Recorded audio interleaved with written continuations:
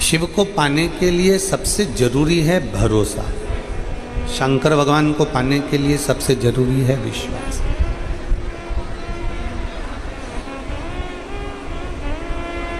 और बड़ी सहजता से, बड़ी सरलता से शिव तत्व कहता है, एक बीज, उस बीज में करोड़ों फल भी हैं, उस बीज में करोड़ों पुष्प भी हैं, उस बीज में करोड़ों बीज और अंकुरित होते हैं। एक बीज से एक वृक्ष बनता है और उस बीज में ना जाने कितने वृक्ष अंकुरित हैं, ना जाने कितने वृक्ष। आवाज बढ़ाओ, आवाज चारों तरफ की। एक बीज में ना जाने कितने कितने वृक्ष अंकुरित हैं। एक बीज हमने अगर पृथ्वी में रोपित करा है और उसको टाइम टाइम पर हमने फसल उसको टाइम टाइम पर खाद दिया, पानी दिया, टाइम टाइम पर उसका ध्यान रखा, तो वो एक वृक्ष का रूप ले लेता है। और वृक्ष बनने के बाद में फिर उसमें कोई बीज आ जाता है, वो बीज फिर एक बीज करोड़ों बीज को दे देता है। उसी तरह यीशु महापुराण की कथा है, उसी तरह भगवान शंकर की यह कथा है।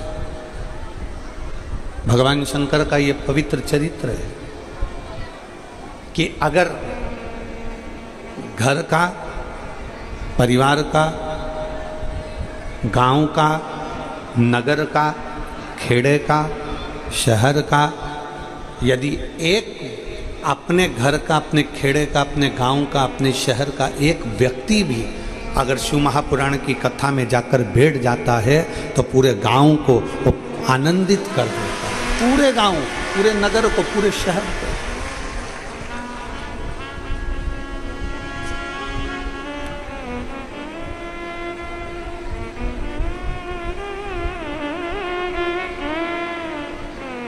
एक आस तुम्हारी है, विश्वास तुम्हारा है। एक आस तुम्हारी है, विश्वास तुम्हारा। भोले बाबा सुन भी लो ये मेरी कहानी, बड़ी दूर की कश्ती भी पुरानी है। भोले बाबा सुन भी लो ये मेरी कहानी।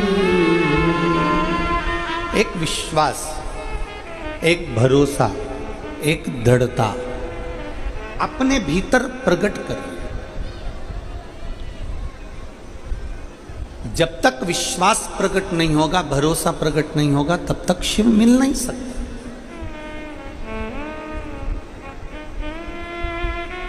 एक बीज से करोड़ों बीज उत्पन्न होते हैं।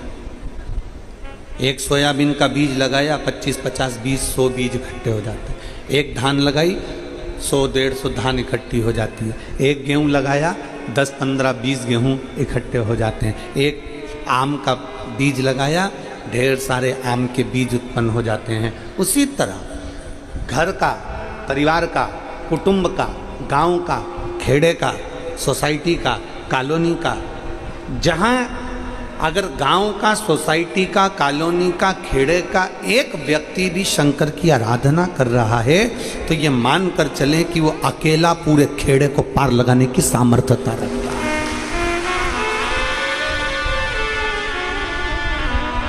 भगवान से एक प्रार्थना करा करो, भगवान से एक विनती करा करो कि बाबा हमारे घर में या हमारे गांव में, हमारी कॉलोनी में, हमारी सोसाइटी में, हमारी शहर में, हमारे नगर में कोई एक शिव भक्त जरूर पैदा करना जो हमारे पूरे गांव को पार लगाए। अपने नगर में, अपने घर में, अपने खेड़े में, अपने गांव में, अपने शहर में एक शंकर का भक्त जरूर हो,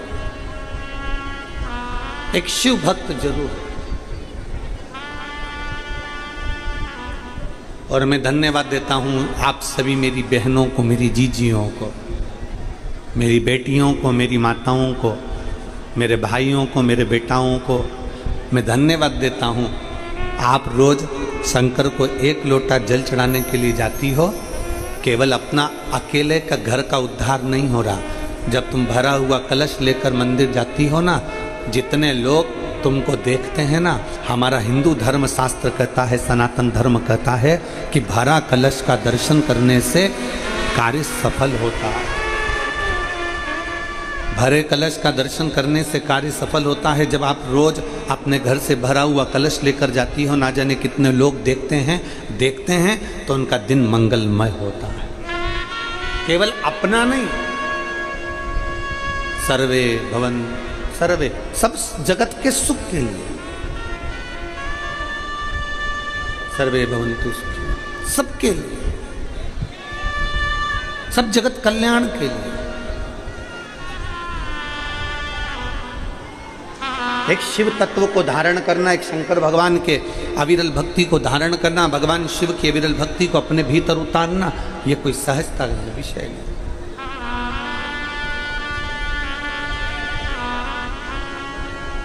और मैंने तेरे ही भरोसे बाबा, तेरे ही भरोसे हवा बिच उड़ती जावांगी बाबा, डोर हत्तो छड़ी ना मैं कटी जावांगी, भोले मैं तेरी शंभू मैं तेरी हवा बिच उड़ती जावांगी बाबा, डोर हत्तो छड़ी ना मैं कटी जावांगी। शिव से प्रीत बढ़े। दो असुर हुए, बिदल और उत्पल। दो असुर हैं, बिदल और उत्पल, और दोनों असुरों में दोनों भाई हैं, दोनों भाई हैं। बिदल और उत्पल। बिदल सारे बेकार काम करता है, उत्पल उसको समझाता है। उत्पल उसे समझा रहा है।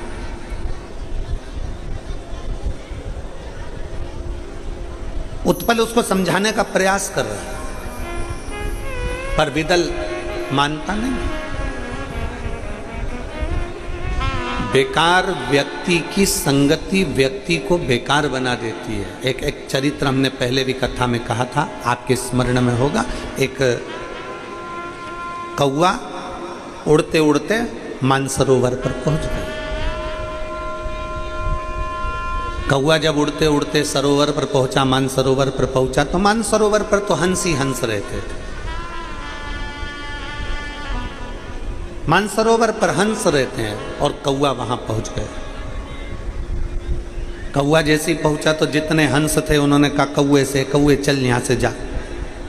कौवा कहता है मैं नहीं जाऊंगा, मैं भी पक्षी तुम भी पक्षी, तुम गोरे मैं काला, मैं यहां से जाने वाला नहीं हूं। हंसों ने सोचा कि ये कौवा यहां आ गया और ये जाता नहीं है, तो एक काम करते हैं अपन ही चले जाते। सत्संग करने वाला व्यक्ति, संत स्वभाव का व्यक्ति बुरे की संगत में जैसे ही आता है तो वो सोचता है कि इस बुरे को या तो मैं सुधार दूं, और अगर नहीं सुधरे तो फिर मैं यहां से चले जाऊं। फिर मैं चले जाऊं। और बहुत अच्छी बात कहती है शिव पुराण, जो समझे नहीं आपसे, जो समझे नहीं आपसे, वो नहीं समझे किसी के बाप से, वो कभी नहीं समझ सकते।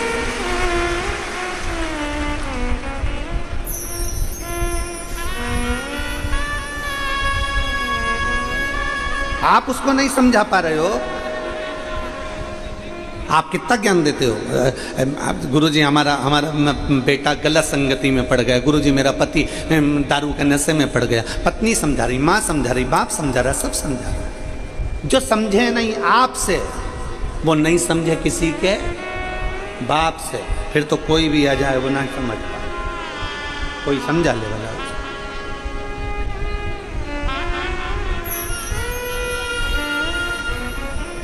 और यही शिव पुराण कह रही है। जितने आस्था चैनल पर श्रवण कर रहे हैं, जितने फेसबुक पर कथा श्रवण कर रहे हैं, जितने नांदेड़ की इस पवित्र भूमि पर लाखों की संख्या में पहुंचकर शिव भक्त श्रवण कर रहे हैं, उनसे निवेदन है, अगर शिव महापुराण की कथा आपकी चित्तवृत्ति में अगर एक बार बैठ गई तो तुम्हें फिर दूसरे की सुनने की एक ललकता जो तुम्हारे भीतर है शंकर को पाने की, वो बढ़ जाएगी। फिर तुम इधर उधर भटकोगे नहीं, शिव तत्व की ओर जाने का प्रयास करोगे, एक लोटा जल चढ़ाने का प्रयास करोगे। फिर तुम्हारा मन नहीं लगेगा, तुम्हारा चित्त नहीं लगेगा। यहाँ कई माताएं बैठी हैं जो रोज टीवी खोलकर बैठ जाती हैं, रोज मोबाइल पर कथा सुनती हैं, 5 मिनट 10 मिनट 15 मिनट आधा घंटा 1 घंटा रोज उनका नियम है कि मुझे कथा श्रवण करना है। और कथा सुनने का फल मिलता भी है।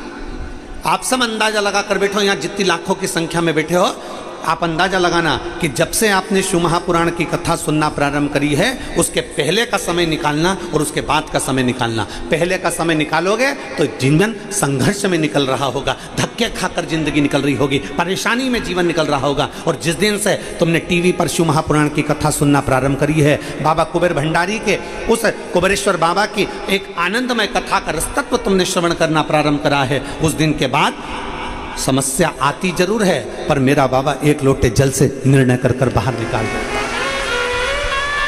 ऐसा नहीं कि दुख नहीं आएगा, ऐसा नहीं कि तकलीफ नहीं आएगी। कर्म का भोग तो भोगना पड़ेगा। कर्म का भोग तो आपको भी भोगना है, तो सियोर वाले महाराज को भी भोगना है। कर्म का भोग तो दुनिया का कोई संत साधु गुरुजन महात्मा सन्यासी तपस्वी साधक उपासक स्वयं परमात्मा भगवान राम और कृष्ण को भी भोगना पड़ा है। कर्म का भोग मनुष्य को भोगना ही पड़ता है। जो करा है, भगवान राम ने छुप कर बाण मारा था, बाली छुप कर मारा था।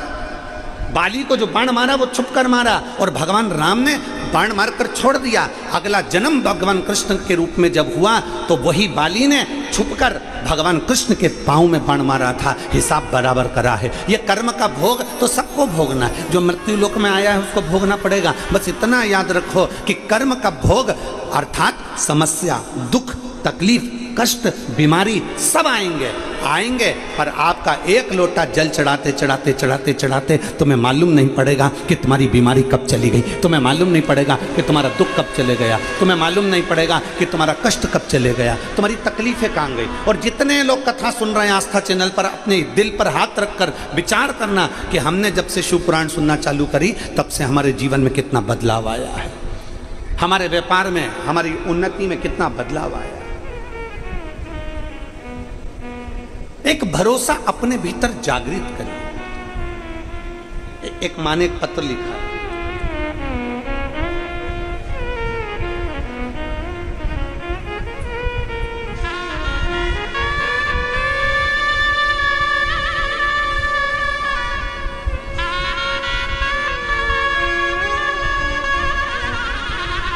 मैं श्रीमती अनीता राम भाऊ गडम्बर मलका गुड़ा तहसील माहौर जिला नांदेड़ से हूँ। कहीं बैठी हो तो हाथ हिला सकती हैं। श्रीमती अनीता राम भाऊ गडम्बर मलका गुड़ा तहसील माहौर जिला नांदेड़ से हैं। कहीं बैठी हो तो हाथ हिला सकती हैं, और अगर बैठी हो तो यहाँ आकर बेलपत्र ले जा सकती हैं। गुरुदेव 3 साल पहले मेरे पति हार्ट अटैक में चले गए। पति शांत हो गए। मेरे 2 लड़के, दोनों ही की पढ़ाई चल रही थी और पढ़ाई चलते चलते पति चले गए। घर में कुछ भी नहीं था। गुरुदेव पेन से पत्र लिख रही हूं, परंतु ध्यान रखें मेरे आंसू के बराबर ये पेन नहीं है। खाने तक के लाले पड़ गए। बच्चों को पढ़ाएं तो पढ़ाएं क्या। मेरे भाई ने मुझे कहा कि जीजा के जाने के बाद में तेरे पास में कुछ भी नहीं है, कम से कम तू 2 टाइम की रोटी तो खा लेगी, बच्चों का पेट तो भर लेगी, तू मेरे पास आ जा। मकान भी अपना नहीं था, सब छोड़कर मैं अपने भाई के घर चली गई। मैं धन्यवाद देती हूँ मेरे भाई को। 7 साल मेरे भाई के गांव में रहकर मेरे भाई ने मेरी सेवा भी करा और मेरे भाई ने मुझे रखा और मेरे बच्चों का भी अध्ययन कराया।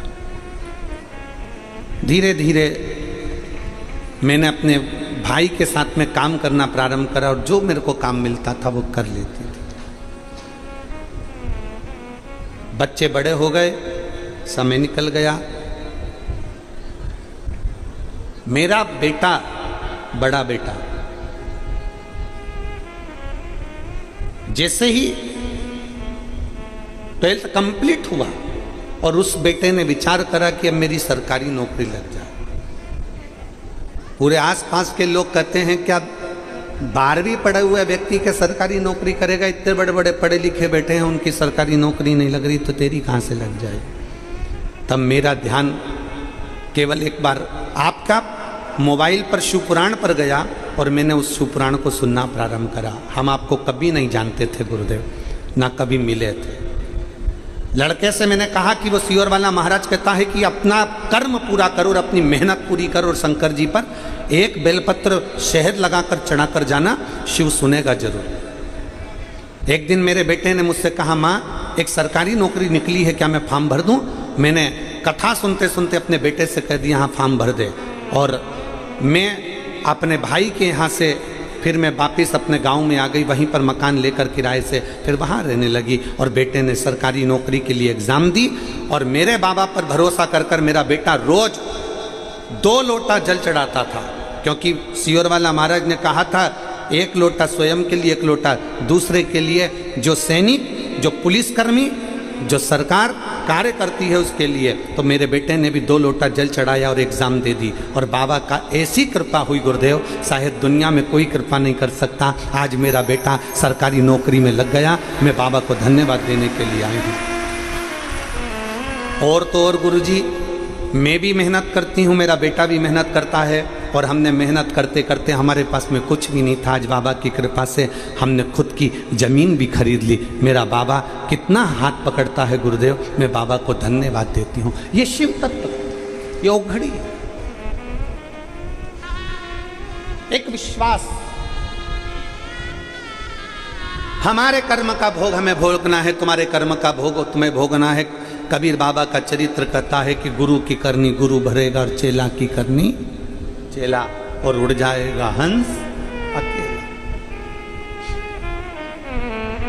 करनी का भोग सबको भोग। इसलिए फिर निवेदन करेंगे कि मत बुरे कर्म कर बंदे वरना पछताएगा। भगवान की आंखों से दूर बच नहीं पाएगा, तू बच नहीं पाएगा। अरे ओ अज्ञानी मत करना, अरे ओ अज्ञानी मत करना। तेरे कर्म का फल भी तू ही पाएगा, जैसा किया तूने तेरे आगे आएगा। मत बुरे कर्म कर बंदे वरना पछताएगा। भगवान की आंखों से तू बच नहीं पाएगा, तू बच नहीं पाएगा। सत्संग का फल मिल जाए, गलत व्यक्ति की संगत छूट जाए। एक बार समझाया, 2 बार समझाया। हमारे पास में कई लोग हमसे कहते हैं, गुरुजी कोई कह रहा है कि शंकर पर चढ़ा हुआ जल मत पियो, कोई कहता है कि शिव के मंदिर मत जाओ, कोई कहता है कि बेलपत्री मत खाओ। हम आपसे निवेदन करना चाहेंगे, हमारी तरफ से आपके ऊपर दबाव नहीं है, हमारी तरफ से आपके ऊपर प्रेशर नहीं है, कोई प्रेशर नहीं, कोई दबाव नहीं। तुम्हारा दिल करे तो शिव पुराण सुनो, तुम्हारा दिल करे तो तुम शंकर के मंदिर जाओ। और एक निवेदन जरूर करूंगा, जिसका भी कहना मानो मानो, पूरी दुनिया में धक्के खा लेना, और जब तुम्हारा कार्य ना हो तब एक लोटा जल लेकर मेरे शिव के दरवाजे जरूर चले जाओ।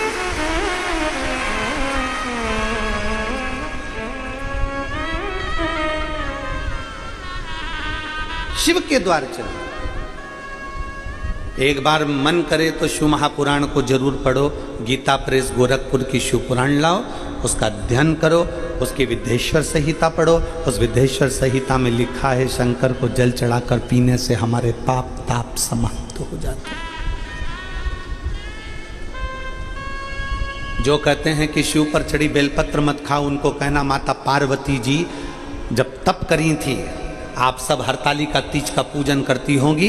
हरतालिका तीज की कथा में भी लिखा हुआ है कि माता पार्वती जी ने सब कुछ छोड़ दिया था, बेलपत्र का सेवन करती थी, बेलपत्र का सेवन कर कर तप साधना करती थी। फिर बेलपत्र खाना भी छोड़ दिया था पार्वती जी ने। नासिका के एक छिद्र से श्वास लेती, दूसरी से छोड़ देती थी। पार्वती जी ने वो भी छोड़ दिया, नासिका के एक छिद्र से श्वास लेती और उसी से छोड़ती थी। ऐसी तप साधना माता पार्वती जी ने करी, तब उनको शिव मिले हैं। दुनिया के लोग कहते हैं कि बेलपत्र नहीं खाना, जल नहीं पीना, तो यहाँ शिव पुराण भी तो वर्णन करती, उसको समझो, उसको जानो। हमारे शास्त्र क्या कहते हैं, हमारा वेद क्या कहता है, हमारी पुराणे क्या कहते हैं, उसको पहचानिए। कुछ तो शिव ने कृपा करी होगी। ये इतने पत्र लाओ तो जरा, पत्र दो तो जरा, इतने पत्र, ये सब पत्र यहीं पर छूट जाते हैं, हम लेकर सीहोर नहीं जाते हैं। इनमें मोबाइल नंबर भी रहता है, आप पढ़ो, सुनो और स्मरण करो कि जिनका काम हुआ होगा, यहाँ रखते हैं, जिनका काम हुआ होगा, इतने पत्रों का ढेर कोई सहजता में नहीं लग जाता कि जिन्होंने ये पत्र भेजे और उन पत्रों का स्मरण रह जाए। जिन्होंने पत्रों का स्मरण पढ़ो, और इनमें मोबाइल नंबर भी लिखे हैं। तुम्हारा दिल करे तो उनके घर जाओ और पूछो कि शंकर को एक लोटा जल चढ़ाने का फल क्या प्राप्त होता है, शिव को जल चढ़ाने का आनंद क्या प्राप्त होता है, शिव को जल चढ़ाने का सुख क्या प्राप्त होता है, एक बेलपत्री खाने का फल क्या प्राप्त होता है, एक बेलपत्री के आनंद का क्या फल प्राप्त होता है। जरा विचार करना, शिव तत्व को जानने का प्रयास करना, शिव तत्व को जानने का प्रयास। और जब शिव तत्व को आप जान जाओगे, भगवान शंकर की विरल भक्ति को पहचान जाओगे, तो मालूम पड़ेगा कि इसमें एक पत्र तुम्हारा भी होगा, एक दिन तुम्हारा पत्र भी इस व्यासपीठ पर पहुंचेगा। एक अविरलता है, ये पत्र नहीं है। इन पत्रों को जब भी उठाओगे, पढ़ोगे, इन पत्रों में मोबाइल नंबर, फोन नंबर सब मिलेंगे, और पढ़ो और अध्ययन करो, और साथ में उसके घर भी चले जाओ कि शिव क्या करता है, शिव क्या प्रदान करता है।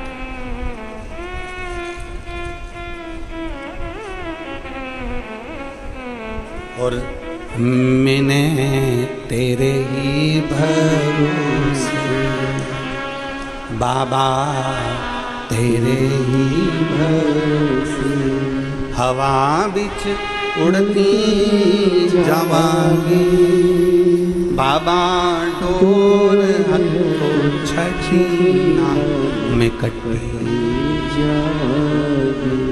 कौआ मानसरोवर से जाता नहीं है, हंस ने विचार कर लिया कि इसको समझा दिया, ये नहीं जाता तो अपने को जाना चाहिए। हंस चल दिए, हंस चले गए। एक हंस बैठा रहा, उसकी कौए से दोस्ती हो गई।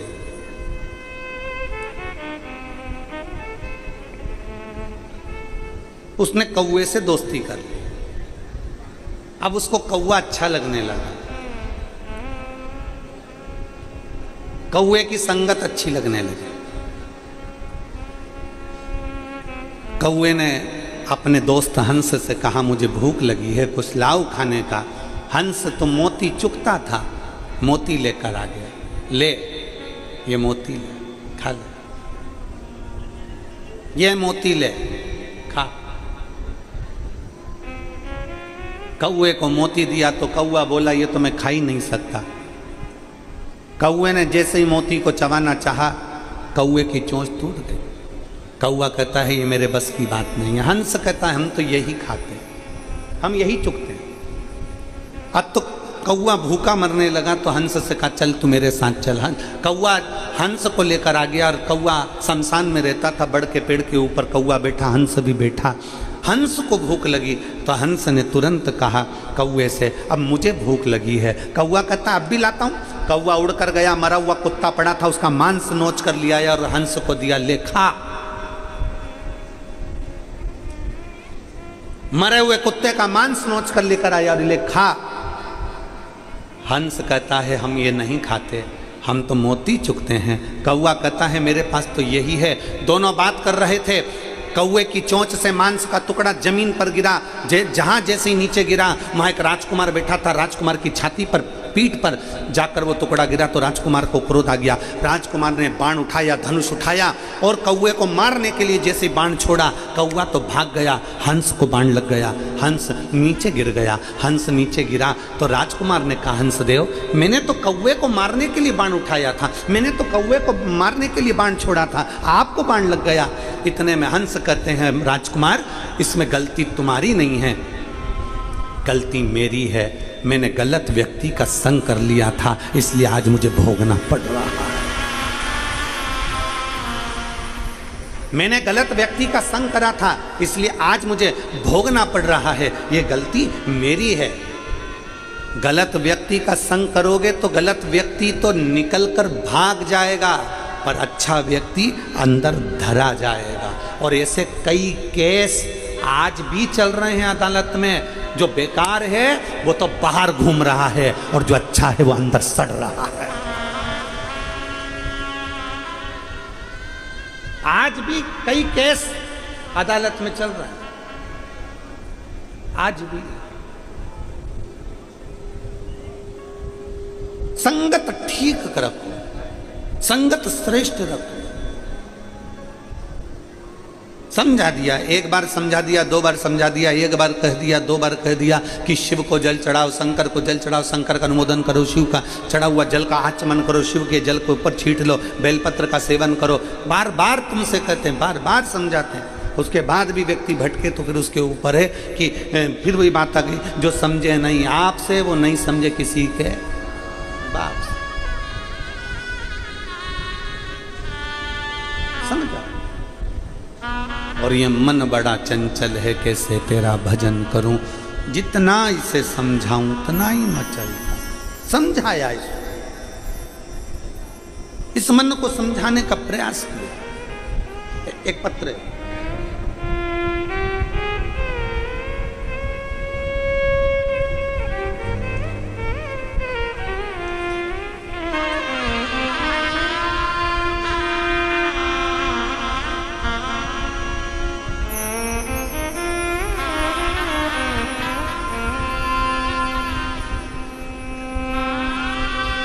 सो रंजना अशोकराव लाकड़े।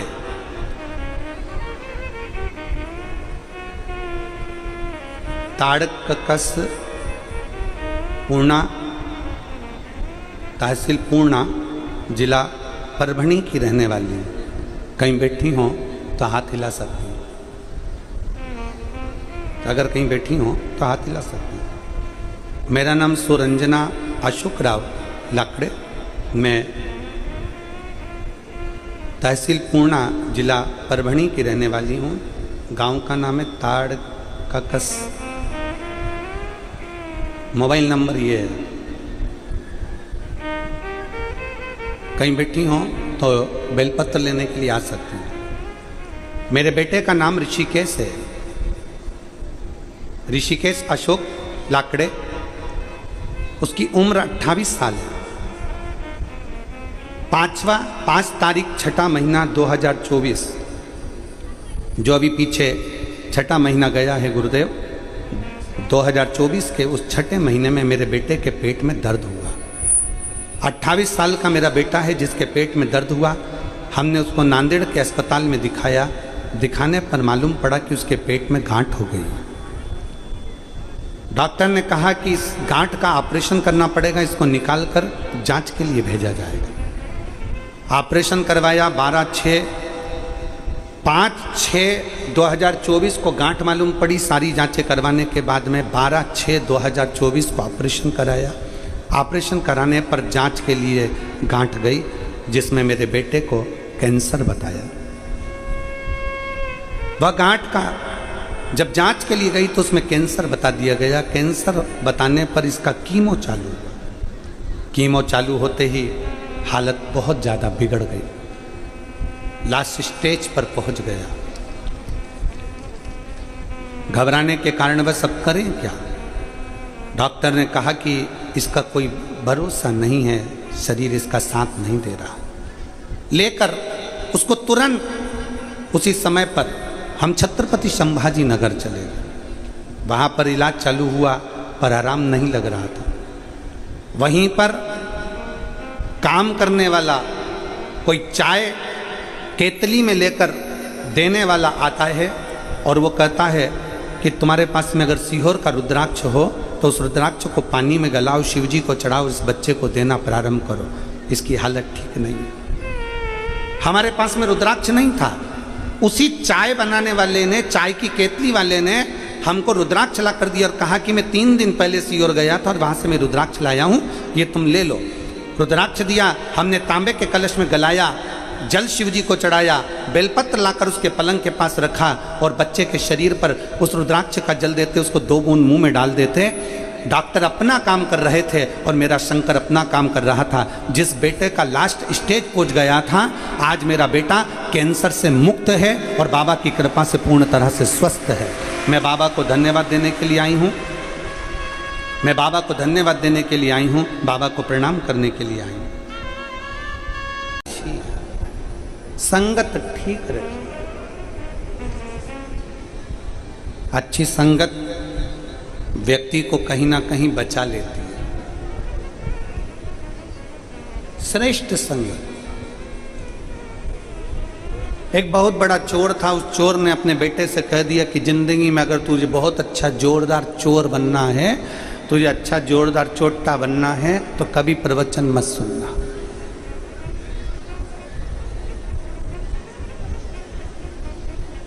चोर ने अपने बेटे को बड़ा चोर बनाने के लिए कह दिया कि कभी प्रवचन में मत जाना, कभी सत्संग में मत जाना, तो तू नंबर 1 का चोट्टा बन जाएगा, 1 नंबर क्वालिटी का चोर बनेगा। चोरों में भी तेरी पहुंच बहुत ऊंची होगी और तू VIP चोट्टा कहलाएगा। और यदि तू प्रवचन में चले गया, सत्संग में चले गया, कथा में चले गया, तो फिर चोट्टे की क्वालिटी घट जाएगी, तेरी डिमांड कम हो जाएगी। अगर तुझे अच्छा जोरदार चोट्टा बनना है तो कभी प्रवचन में मत जा, कभी सत्संग में मत जा, कभी कीर्तन में मत जा।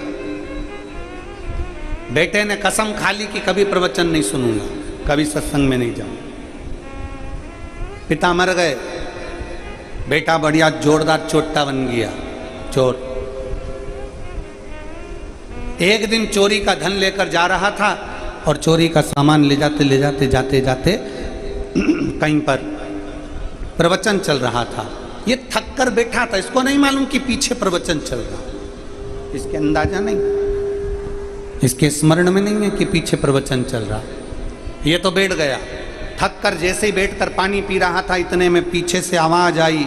एक महाराज प्रवचन में कह रहे थे कि भगवान के चरण कभी पृथ्वी पर नहीं पड़ते हैं, भगवान पृथ्वी पर कभी अपने चरण नहीं लगाते, भगवान पृथ्वी से ऊंचे रहते हैं। क्यों चरण नहीं लगाते? क्योंकि भगवान पृथ्वी पर चरण इसलिए नहीं लगाते, भगवान विष्णु पृथ्वी पर चरण इसलिए नहीं लगाते क्योंकि उन्होंने एक एक कंकर में शंकर को देखा है। तो किसी कंकर पर मैं लात रखूंगा, वहां अगर शंकर हुआ तो मैं कैसे लात?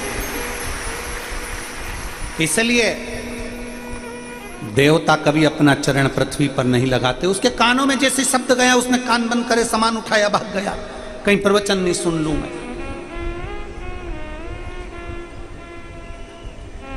अब चोरी का धन लेकर भागा था, ऐसी चोरी करते करते करते 3 महीना बीत गया। एक दिन राजा ने अपने दूतों को भेजा, जाओ जरा चोर का पता लगाओ, मिल ही नहीं रहा है, रोज चोरी कर रहा है, पकड़ो जरा। दूत गए, चोर मिल भी गया, पकड़ भी लाए। पर राजा इतना ईमानदार था कि चोर से पहले पूछता था, तुमने ये गुनाह किया है क्या? तुमने किसी का कत्ल किया है क्या? तुमने चोरी करी है क्या? तुमने ऐसा काम किया है क्या? राजा पूछता था। अब चोर को सामने लाकर खड़ा किया। जब चोर सामने आया तो राजा ने उससे पूछा, तुमने चोरी करी है? रानी के हार चुराए? 4 घरों में तुमने चोरी करी है? चोर ने मना कर दिया, नहीं मैंने चोरी नहीं करी। राजा ने उसको खूब खूब त्राड़ दिया, फिर भी उसने मना कर दिया, मैंने चोरी नहीं करी। राजा ने अपने मंत्री से पूछा कि बताओ, ये चोरी की हाँ भरी नहीं रही और सब कह रहे हैं कि चोट्टा यही है, क्या करा जाए? मंत्री ने कहा, एक काम करो महाराज, अपन इसको नशे की दवा पिला देते हैं, ये बेहोश हो जाएगा, तब तक एक सुंदर बगीचे में एक बैकुंठ बना देते हैं, बैकुंठ जैसा भगवान विष्णु भी बिठा देते हैं, बगिया लक्ष्मी जी चरण दबा रही है, जोरदार बैकुंठ बना देंगे और 2-3 दूत भगवान के भेज देंगे पार्षद। वो जैसे ये होश में आएगा, पार्षद कहेंगे कि तुम्हारे प्राण छूट गए थे, तुम बैकुंठ में आए हो, आओ तुम्हारा स्वागत है, तुम्हारा स्वागत है, आओ तुम बैकुंठ में आए हो। यहां झूठ नहीं बोला जाता, सत्य बोलना, सत्य का निर्णय होगा। राजा ने कहा बिल्कुल ऐसे ही करो, और उन्होंने तुरंत बगीचे में बैकुंठ बना दिया, बिठा दिया नारायण भगवान को, लक्ष्मी जी को, इसको दवाई पिलाकर वहाँ छोड़ भी दिया। इसको होश आते से पार्षदों ने कहा, मैं इंद्र हूँ, वो कहता है मैं गरुण हूँ, वो कहता है मैं वरुण हूँ, कोई कहता है मैं ब्रह्मा हूँ, कोई कहता है मैं ये हूँ। आप बैकुंठ लोक में हो, यहाँ सत्य बोला जाता है, आप सत्य बोलो, आप का नाम क्या है? उसने तुरंत अपना नाम, असली नाम बता दिया। खुश हो गए राजा, इसने अपना असली नाम बता दिया, और यही चोर का नाम था।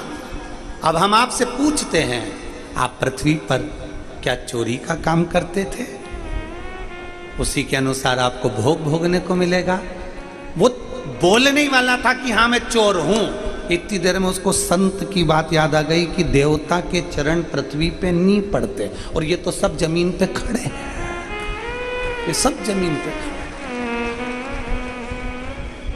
देवता के चरण पृथ्वी पर नहीं पड़ते, ये सब जमीन पे खड़े हैं। उसने तुरंत कह दिया, मैं जानता हूं तुम विष्णु जी हो ही नहीं, मैं जानता हूं तुम ब्रह्मा नहीं हो, तुम इंद्र नहीं हो, तुम गरुण नहीं हो, तुम वरुण नहीं हो, और ये बैकुंठ नहीं है, मैं जानता हूं। इतने में राजा ने पूछा, आज तक इस बैकुंठ को कोई समझ नहीं पाया, तू कैसे पहचान गया? उसने कहा, मैं चोरी का धन लेकर आ रहा था, मैं चोर हूं महाराज, पर चोरी का धन लाते लाते मैं एक जगह बैठ गया था, मेरे कानों में शब्द गया था कि भगवान के चरण कभी पृथ्वी पर नहीं पड़ते, ये सब पृथ्वी पर खड़े थे। मैं पहचान गया कि ये भगवान है ही नहीं।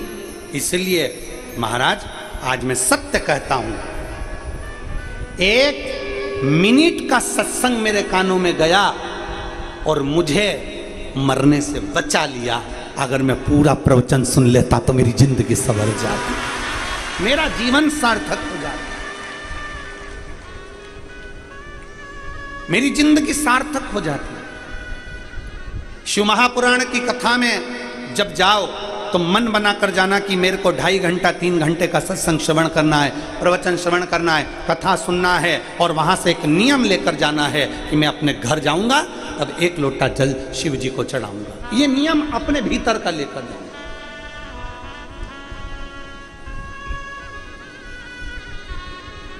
एक पत्र है।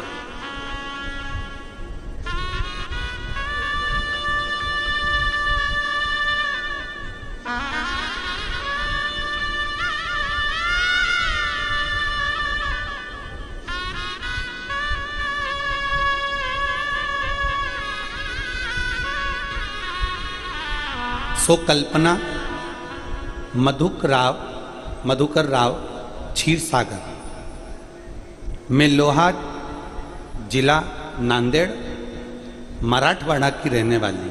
कहीं बैठी हो तो हाथ हिला सकती हूँ, और अगर बैठी हो तो बेलपत्र लेने आ सकती।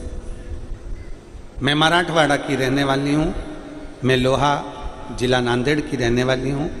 मैं बाबा का क्या वर्णन करूँ गुरुदेव। आपकी कथा सुनकर हमारे को एक बल मिला है, सुनकर हमारे को एक बल मिला है, मेरे बच्चों को एक एनर्जी मिली है। और मेरा लड़का कथा सुनकर, आपकी कथा से बल प्राप्त कर कर और चौगनी मेहनत मेरे बेटे ने करी। और इतनी मेहनत मेरे बेटे ने करी, जो मन से हार रहा था उसने चौगनी मेहनत करना प्रारंभ करा और शिव जी पर बेलपत्र और जल चढ़ाना प्रारंभ करा। गुरुदेव, आज के नवयुवक बच्चों के लिए ये शिव पुराण बल है, उसका व्हील पावर है। मेरा बेटा विवेक मधुकर राव क्षीर सागर 2019 में MPSC की परीक्षा दिया और शिव पर भरोसा कर दिया। पहले देने पर उत्तीर्णता नहीं, पर फिर मेरे बेटे ने जो MPSC की परीक्षा दी, शिव पर आश्रित होकर दी। 5 साल शंकर की आराधना करने का फल क्या होता है। मेरे बेटे ने परीक्षा दी और मेरा बेटा उस MPSC की परीक्षा में पास होकर STI sale tax inspector Mumbai में 3 साल ऑफिस में नौकरी कर। फिर गुरुजी मेरे बेटे ने कहा, क्या माँ शिव शिव है तो एक बार मेरे को वापिस परीक्षा देना। मेरे बेटे ने 2022 में फिर MPSC की परीक्षा दी और मेरा बेटा नायब तहसीलदार बन गया। मेरा बेटा कहता है, माँ शंकर जैसा दयालु दुनिया में कोई नहीं है, एक बार फिर परीक्षा देना है। मेरे बेटे ने 2023 में MPSC की परीक्षा फिर दी और परीक्षा देते ही डिप्टी एजुकेशन ऑफिसर हिंगोली का बन गया। मेरे बेटे ने फिर 2023 में MPSC की परीक्षा देने के बाद शिव को जल चढ़ाते चढ़ाते मेरा बेटा बोला कि अब मुझे फिर 2023-24 का 2 एग्जाम एक साथ देना है। और मेरे बेटे ने MPSC की परीक्षा उत्तीर्ण करी और आज मेरा बेटा सहायक रजिस्ट्रार नागपुर बनकर विराजमान है। मैं धन्यवाद देने के लिए आया, मैं बाबा को यहाँ धन्यवाद देने के लिए आई हूँ। सो कल्पना मधुकर राव क्षीर सागर, तहसील लोहा, जिला नांदेड़। मेरा मोबाइल नंबर ये है। शिव पर करा भरोसा, शंकर पर करा गया विश्वास, कभी टूटता नहीं। एक विश्वास अपने भीतर प्रकट कर, और खाली ना जाता कोई दर से तुम्हारे, ये हमारा विश्वास कहता है। जिसने टीवी के सामने, आस्था चैनल पर, मोबाइल पर या कथा के पंडाल में बैठकर दिल से अगर कथा सुनी है तो खाली तो नहीं जा सकता, उसकी झोली एक ना एक दिन भराती जरूर है और बाबा भरता जरूर। थोड़ा फाइल मोटी होगी तो दुख कटने में समय लग सकता है, लेट हो गए पर लेटेस्ट जरूर हो गए, ये निश्चित होगा। काम तुम्हारा लेटेस्ट जरूर होगा, थोड़ी सी देरी लग सकती है, थोड़ा समय। एक पत्र है,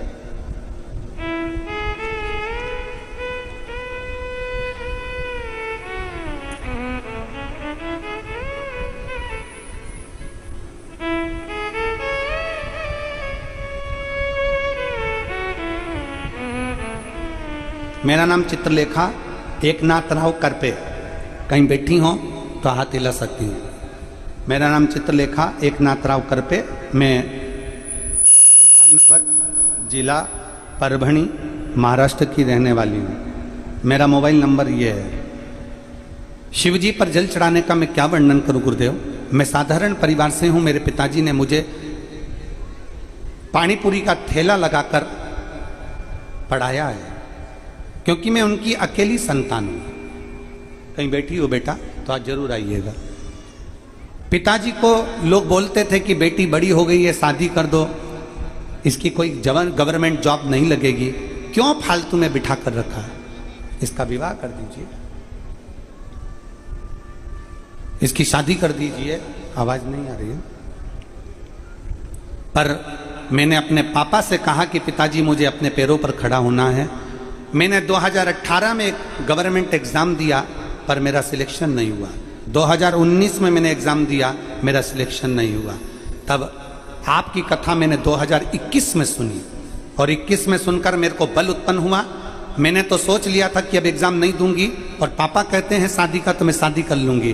पर 21 में जब कथा सुनी तो मेरे मन में भाव उत्पन्न आया कि सियोर वाला महाराज कहता है कि अपनी मेहनत चौगनी करना है, और चौगनी मेहनत के साथ में फिर शिवजी पर एक बेलपत्र शहद लगाकर चढ़ाना है। बाबा सुनेगा जरूर। मैंने फिर वापिस एग्जाम दिया, और बाबा की ऐसी कृपा हुई गुरुदेव, आज मैं फार्मेसी ऑफिसर बनी हूं, और फार्मेसी ऑफिसर बनकर नियुक्त हुई हूं सरकारी। ये शिव की कृपा, ये उदारता है मेरे शंकर, ये करुणा है मेरे शिव की। आज मेरे पिता भी गौरव महसूस करते हैं कि मैं मेडिकल कॉलेज में, गवर्नमेंट मेडिकल कॉलेज में मैं फार्मेसी ऑफिसर के पद पर नियुक्त हो गई। बाबा, मैं बाबा को धन्यवाद देने के लिए आई हूं। कोई एक लाइन अच्छी लिखी है, कोई जल्दी बनता है, कोई लेट बनता है, लेकिन शिव को जल चढ़ाने वाला एक दिन सेठ जरूर बनता है।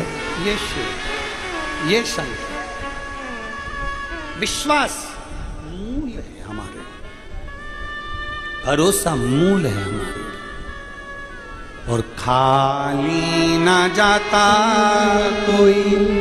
जितने रोड पर बैठे हैं, जितने पंडाल के बाहर बैठे हैं, जितने आस्था चैनल पर सुन रहे हैं, जितने फेसबुक यूट्यूब पर सुन रहे हैं, जितने पंडाल के अंदर बैठे हैं, जो गाड़ियों पर चढ़कर बैठे हैं, जो जेसीबी पर चढ़कर बैठे हैं, जो टैंकरों पर चढ़कर बैठे हैं, जो गाड़ियों का कांच खोलकर अपनी अपनी गाड़ियों में, कारों में बैठे हुए हैं, जो पेड़ों के नीचे बैठे हैं, जो रोड के किनारे बैठे हैं, जो डिवाइडर पर बैठे हुए हैं, उनसे भी निवेदन है, खाली नहीं जाओगे। मेरा बाबा, मेरा कुबेर भंडारी शिव महापुराण से किसी को खाली नहीं भेजता, तो तुम्हें कैसे भेज देगा? भरकर ही जाओ, भरकर ही जाओ। खाली ना जाता कोई दर से तुम्हारे, खाली ना जाता दर से तुम्हारे, मैं भी बाहें पसारे अपने हृदय लगा लो, लगा लो, गिरा जा रहा हूँ, उठा लो भोले अपने दर से, अब तो ना टालो, गिरी जा रही हूँ, उठा लो। शिव, उसका भजन, संगत ठीक रखिए। उत्पल विदल को समझाता है। शिव महापुराण करे, विदल और उत्पल की कथा शिव महापुराण के अंतर्गत आती है। उत्पल विदल को समझा रहा है क्यों गलत काम करता है, क्यों गलत विचार करना, क्यों गलत सोच रखना।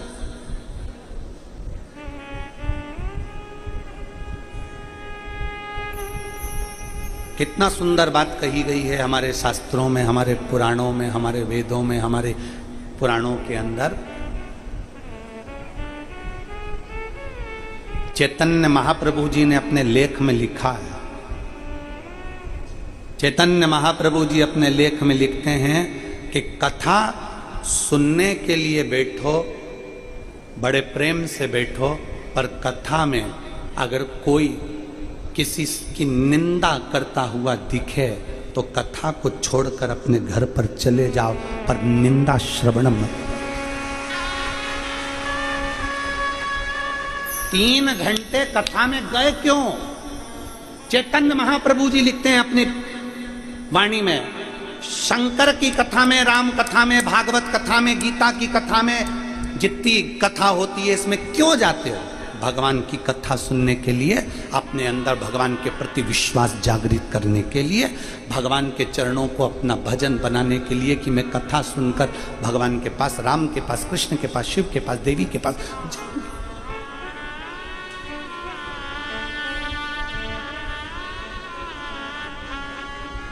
कथा सुनाते सुनाते भागवत में, रामायण में, गीता में, पुराणों में अगर बीच में कहीं कोई निंदा करता मिले, उसी समय कथा को त्याग कर अपने घर की ओर चले जाओ। चैतन्य महाप्रभु जी कहते हैं कहीं वो निंदा का कीड़ा अपने कानों से प्रवेश कर कर भीतर ना चले जाए, नहीं तो हमारी भी निंदा हम करना प्रारंभ कर दें और हम भी निंदा में डूबने लगे। हम भी निंदा में डूबने लगे। निंदा से बचो।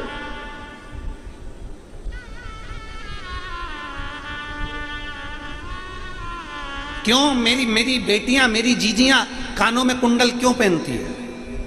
क्यों उसके माता पिता बचपन में कानों में कुंडल, कानों को छिदवा देते हैं? बचपन में बेटी छोटी है और घर के पिता, घर के मां स्वर्णकार के पास ले जाएंगे, कानों में छेद करवा देंगे, कुंडल पहना देंगे। और सबसे पहले कुंडल पहनाने से पहले उसके कानों में डंडी डाल देते, नीम की डंडी। अब आपका नहीं मालूम, हमको तो यहां का, पर कान में छेद होगा तो सबसे पहले नीम की डंडी डाल देंगे और उसको कुंडल पहना देंगे। क्यों? बेटी के कानों को इसलिए छेद दिया जाता है कि बेटा तो जिस ससुराल में जाएगी ना, वहां ये नीम की डंडी बहुत मिलेगी। पर इतना याद रखना, कानों के इन छिद्र में अच्छी बातों को लेना, और जहां बुराई मिले तो इस कुंडल में जो छेद है ना, उसमें से ये बुराई बाहर निकाल कर फेंक देना, अंदर प्रवेश मत करने देना।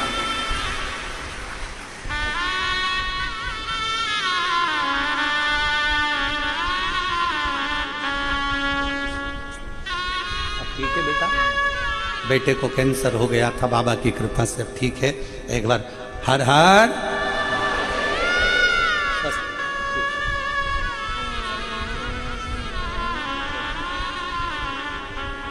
विश्वास, निंदा नहीं सुनना हमको। कोई कई विद्वान से विद्वान, बड़े से बड़ा महाराज भी अगर अपनी पीठ पर बैठकर निंदा कर रहा हो, उठकर चले जाए। निंदा नहीं सुनना। भजन सुनाओ, कथा सुनाओ, सत्संग सुनाओ, और ऐसी ऐसी कथा सुनाओ कि हमारा विश्वास बल जाए। आज बच्चों के मन में कितना विश्वास जागृत हो गया है। आज बच्चे इन पत्रों में देखिए, कई बच्चों ने, कहीं नेट की परीक्षा, कहीं खेट की परीक्षा, आदि जितनी परीक्षा, कहीं सीए की परीक्षा, कहीं कोई परीक्षा, कहीं कोई परीक्षा, बच्चे जो अंदर से टूट रहे थे उनको बल मिल रहा है। वो बल होना जरूरी है। और आपसे भी निवेदन है, अपने बच्चों से कभी मत कहो कि तेरे बस का नहीं है, तू नहीं कर सकता, तेरे बस का नहीं है, तू नहीं कर सकता। अपने बच्चों का विल पावर कभी कमजोर मत करो। पति से ये मत कहो कि तुम ये नहीं कर सकते, तुम दुकान नहीं चला सकते, तुम नौकरी नहीं कर सकते। कभी उसका विल पावर कमजोर मत करिए, बल्कि कहिए। आप महाराष्ट्र की पवित्र भूमि पर रहते हो। वीर शिवाजी को देखकर मां ने सामने के किले पर देखा, और किले पर दुश्मनों का झंडा था। सामने किले पर दुश्मनों का झंडा था, और जीजाबाई से रहा नहीं गया, और जीजाबाई ने शिवा को बुलाया। शिवा, जीजाबाई ने शिवाजी को बुलाया। ए शिवा, हाँ मां, सामने झंडा किसका लगा है? दुश्मनों का। ये भगवा झंडा सामने क्यों नहीं है? जिस भगवा झंडा के नीचे हमारा सनातन धर्म पला है, वो भगवा झंडा उस किले पर क्यों नहीं है? जिस भगवा झंडे के नीचे हमारा सनातन धर्म खिला है, चला है, वो भगवा झंडा शिवा उस किले पर क्यों नहीं है? शिवाजी ने कहा, मां अपने पास सेना नहीं है। सेना नहीं है, हाँ उसके पास सेना ज्यादा है, अपने पास सेना नहीं है मां। अपने पास, उसके पास में बम, हथगोले, बंदूकें, बहुत सारे औजार शस्त्र उनके पास में है, हमारे पास नहीं है। मां ठीक है शिवा, कल उस किले पर भगवा झंडा तेरी मां जीजाबाई गाड़ेगी। कल उस किले पर भगवा झंडा तेरी मां गाड़ेगी। शिवा के हाथ में जो पात्र था नीचे गिर गया और शिवाजी ने, वीर शिवाजी ने कहा, मां अब तुझे जाने की जरूरत नहीं है, तेरे लाल ने जो शंकर पर जड़ चढ़ाया है वो शिवा किले पर से झंडा उतार कर भगवा चढ़ाकर मानेगा। आक्रमण साथ वाले कर रहे हैं, सेना नहीं है।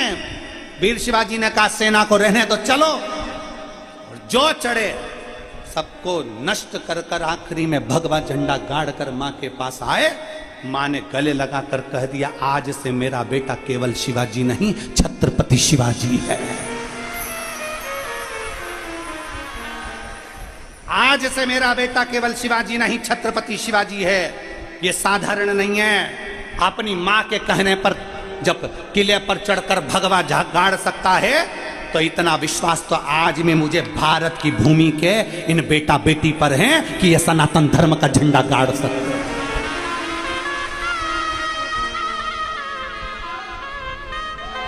क्यों घबराना? आप अपने बच्चे से खुद कहती हो तेरे बस का नहीं है, तेरे बस का नहीं है, तेरे बस का नहीं है। आप अपनी बेटी से खुद कहती हो अब शादी कर देती हो, तेरे बस का नहीं है, तू गवर्नमेंट जॉब नहीं कर सकती, तू नौकरी नहीं कर सकता, तू सीए नहीं बन सकता, तू कलेक्टर नहीं बन सकता, तू आईएएस ऑफिसर नहीं बन सकता। कौन कहता है नहीं बन सकता? हिम्मत कर, बेटे से कह तुझ में वो बल है, तुझ में वो विद्वत्ता है,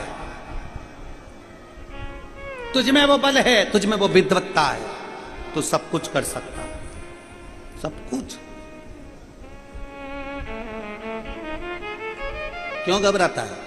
बढ़ आगे। मैं तेरे साथ हूं ना, तेरे पापा तेरे साथ है ना, परिवार तेरे साथ है ना, दूसरे से मतलब नहीं। तू तो बढ़ आ गया। मम्मी मेरे से नहीं होगा तो नहीं होगा तो क्या हुआ? एक बार, दो बार, तीन बार, चार बार एक ही जगह पर गड्ढा खोदे जाओ, पानी की बूंद एक ही जगह गिरती रहती गिरती रहती गिरती रहती तो पत्थर पर छेद कर देती है। तू एक बार, दो बार, तीन बार, चार बार लगे रहे और प्रबल मेहनत कर कर, चोगनी मेहनत कर कर लगे रहे। शंकर को एक लोटा जल चढ़ाते रहे और शिव का नाम लेकर आगे बढ़ते रहे, उत्तीर्ण हो गए। कई लोग विचार कर लेते हैं खेती करने वाले, पिक लेने वाले, खेती करने वाले, फसल लेने वाले मेरे किसान भाई बहन जब खेती में खेती करने जाते हैं तो मन में अब की बार अगर फिर फसल बिगड़ गई तो, मतलब तूने पहले से विचार कर लिया कि फिर फसल बिगड़ गई तो फिर वो फसल बिगड़ेगी ही। पहले से विचार कर लो अब की बार मेरी फसल एक नंबर आएगी तो जो तुमने बीज बोया है कितना भी पानी गिरे चाहे कितना भी सूखा पड़े पर फसल एक नंबर आएगी। अच्छा सोच कर जाओ ना, अच्छा विचार कर कर जाओ ना, अच्छी सोच रख कर जाओ। शंकर के मंदिर में एक लोटा जल चढ़ाने जाओ तो अच्छी सोच रख कर जाओ, मेरा काम होगा, मेरा बाबा संभालेगा। एक पत्र है देख,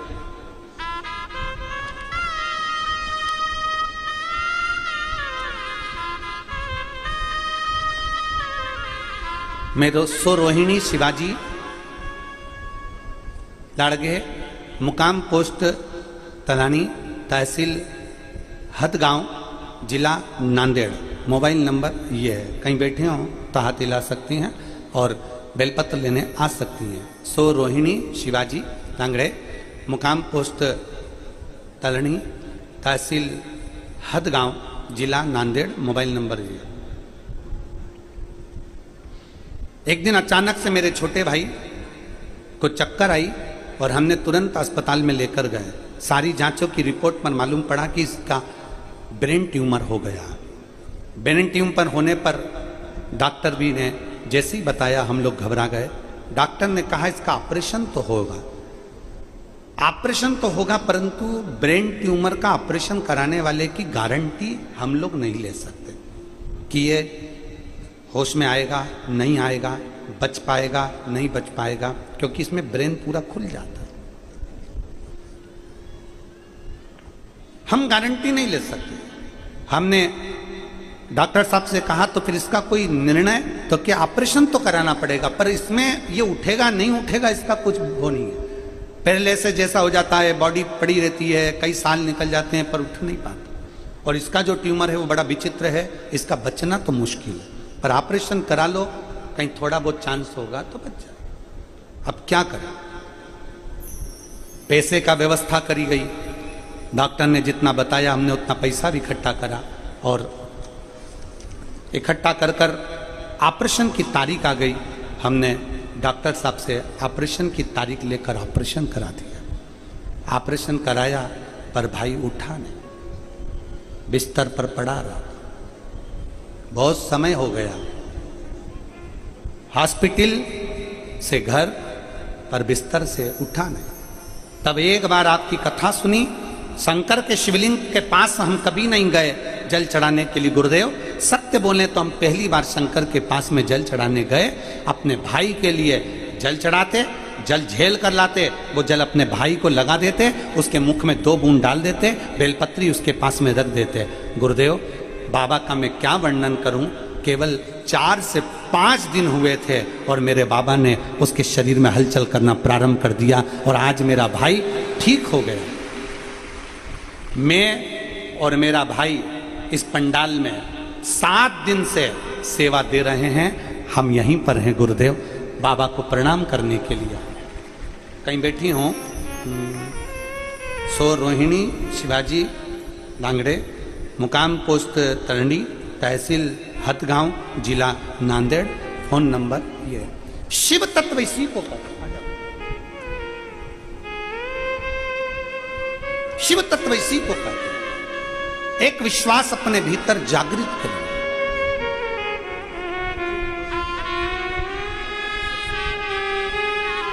जिस बच्चे ने आईपीएससी की परीक्षाएं बार बार पास करी हैं पीएससी के, और जोरदार ताली बजाएं।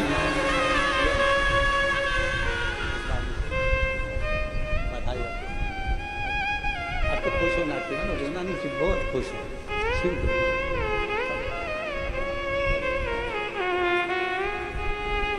विश्वास अपने भीतर जागृत करके बच्चों का विल पावर कभी कमजोर ना करिए, पढ़ाओ, खूब पढ़ाओ। और अपने बच्चों से भी कहना, नांदेड़ की जो कथा हुई है, घर के एक एक बेटा और एक एक बेटी को जरूर सुनवाओ, उसके मोबाइल पर सुनवाओ, जिससे उसके अंदर बल उत्पन्न हो।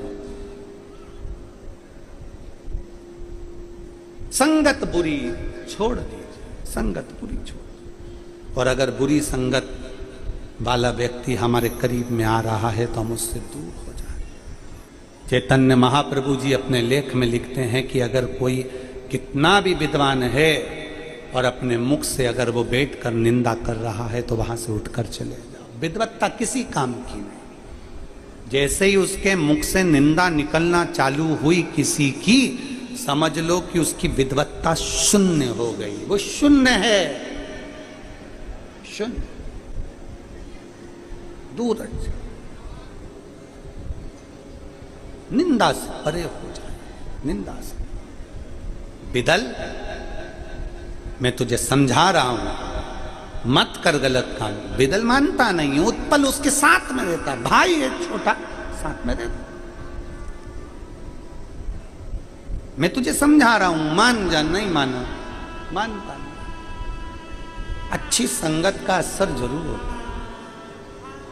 मैं हमारे जजमान श्री डॉक्टर शिवराज नांदेड़कर जी को धन्यवाद देता हूं कि उन्होंने ये कथा कराकर, श्री प्रशांत पातेवर जी को धन्यवाद देता हूं कि ये कथा का आयोजन कराकर ना जाने कितने कितने शिव भक्तों को फल प्रदान करा। साधु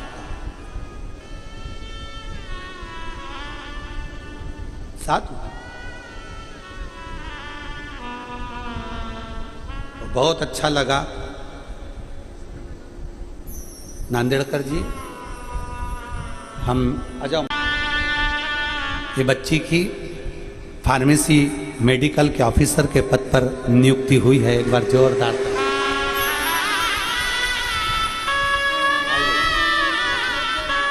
बाबा की, नहीं मेरी वजह से नहीं, बाबा की वजह से।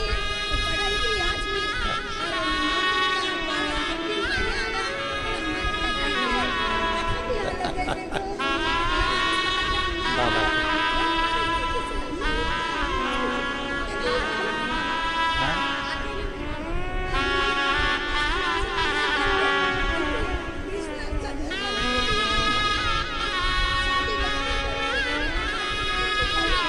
माँ बाप की कोई बेटा नहीं था।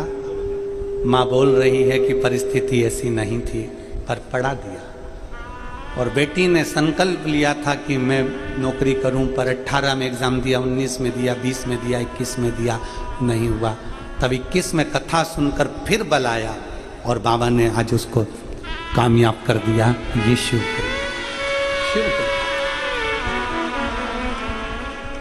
विश्वास। खुद का मकान भी नहीं था, दूसरे के मकान में रहकर पढ़ लिया। विद्वत्ता, हारना नहीं। मैं श्री शिवराज नांदेड़कर जी को धन्यवाद देता हूँ। नांदेड़कर जी अपने और कई जगह पर कथाएं होती हैं, कहीं कुछ कहीं कुछ कहीं कुछ चलता रहता है, पर किसी से कोई धन ना लेकर, कोई धन नहीं, बिठाया भी, व्यवस्थित कथा भी हुई और सबने दिल से सुना भी, सबने दिल से सुना। मैं नांदेड़कर जी की धर्मपत्नी और उनकी माता जी को, उनकी बहनों को भी धन्यवाद दूं इस बात के लिए कि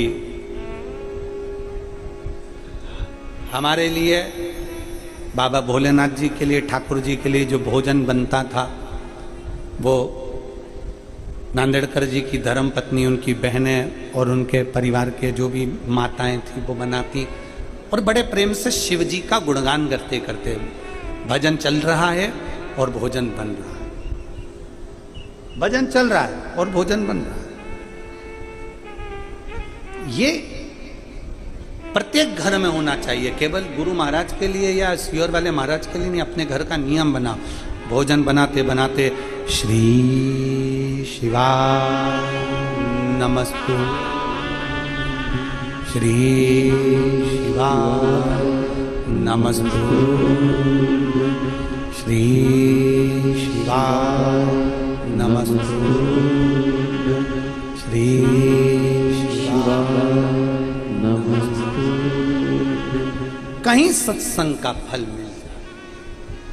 उत्पल विदल को समझा रहे हैं, विदल मानने को तैयार नहीं, पर साथ कैसे छोड़ दे भाई? ये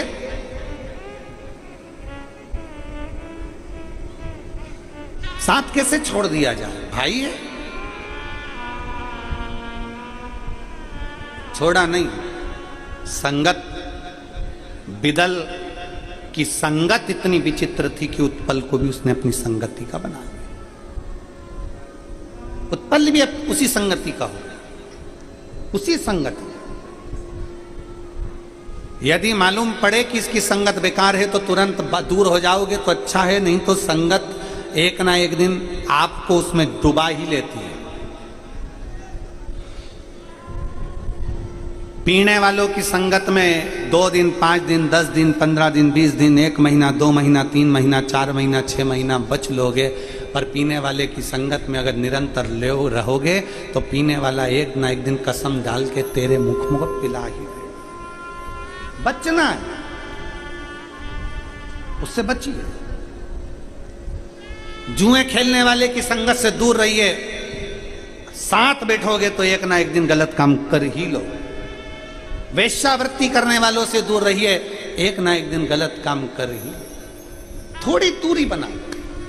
उत्पल दूरी नहीं बना पाया, उत्पल दूरी नहीं बना पाया। उत्पल वितल उसके साथ रहा, और वितल उत्पल के साथ दोनों का संग बन गया। बहुत समझाया वितल को, बहुत समझाया पर मानता नहीं है। उत्पल उसकी संगति में पड़ गया। एक दिन वो कहते हैं ना, अग्नि के पास जाओगे तो अग्नि की तपन तुमको लगेगी जरूर, उसी तरह गलत व्यक्ति के पास जाओगे तो उसकी लत तुम्हें लगेगी जरूर। इसलिए थोड़ी दूरी बना, थोड़ी दूरी बना। गलत व्यक्ति की लत लग जाए, गलत, थोड़ी दूरी बना, दूरी बना। और शिव तत्व को जानने का प्रयास करें।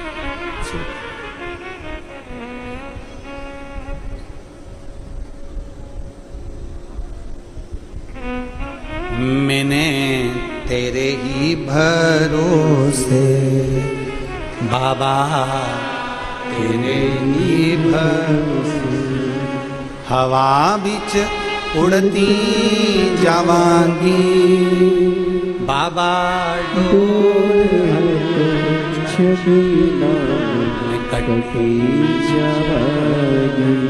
भाव विश्वास श्रद्धा शिव को प्रिय है, सत्य शिव को प्रिय है। एक दिन वितल ने कहा, अभी तक हम बहुत सारी नारियों के पास गए हैं, स्त्रियों के पास गए, बहुत सारी स्त्रियों। अब मैंने सुना है पार्वती जी बड़ी सुंदर है, चलो उनके पास चलो।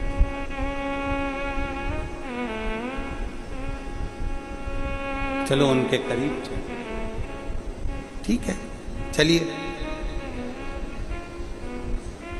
अब देखिए,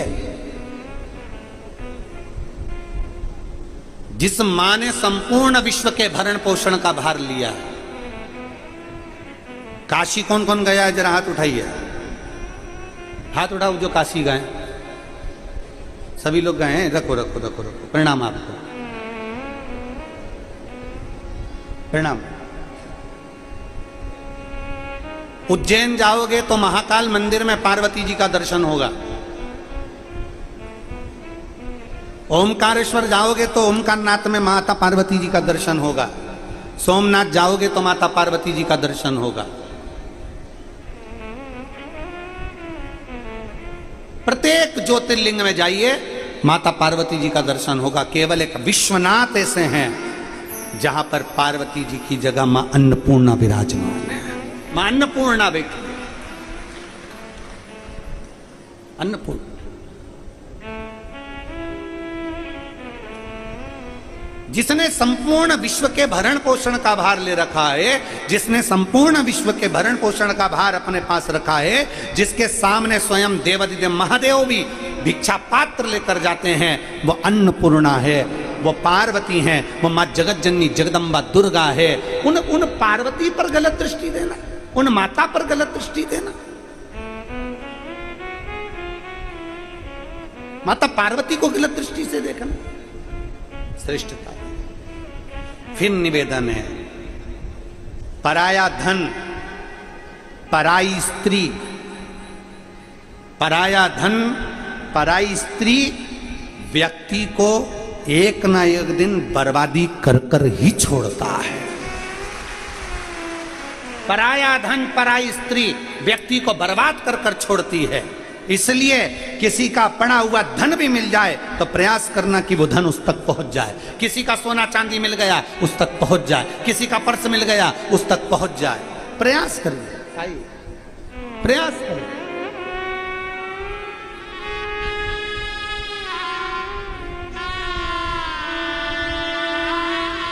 भाई को ब्रेन ट्यूमर हो गया था, वो बाबा की कृपा से और शिव कृपा से ठीक हुए। उसके लिए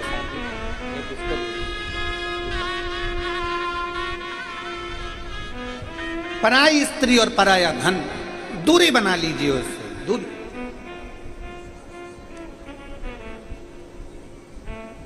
पर नारी श्रेष्ठता नहीं देती। थोड़े दिन भले आपको लगता है कि हमसे अच्छे से बात कर रही या हमसे, जितना समय तुम अपने मोबाइल पे दूसरे को देते हो उतना समय अपनी धर्म पत्नी को देकर तो देखो।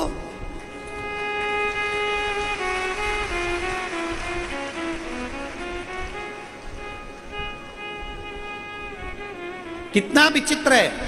पहले के समय में रात्रि विश्राम के समय पर पत्नी पति दोनों विचार करते थे, बच्चों का क्या करना है, मम्मी का जैसा है, पापा का ऐसा है, ऐसा करेंगे, बच्चों को पढ़ाना है, इस स्कूल भेजना है, ऐसा कार्य करना है, वैसा कार्य करना है, ये मन में चलता रहता था। दोनों के विचार चलते थे, दोनों की सोच चलती थी। आज के जमाने में पति पत्नी दोनों साथ है, पर दोनों का मोबाइल आखिरी नींद की झपकी नहीं आ जाए तब तक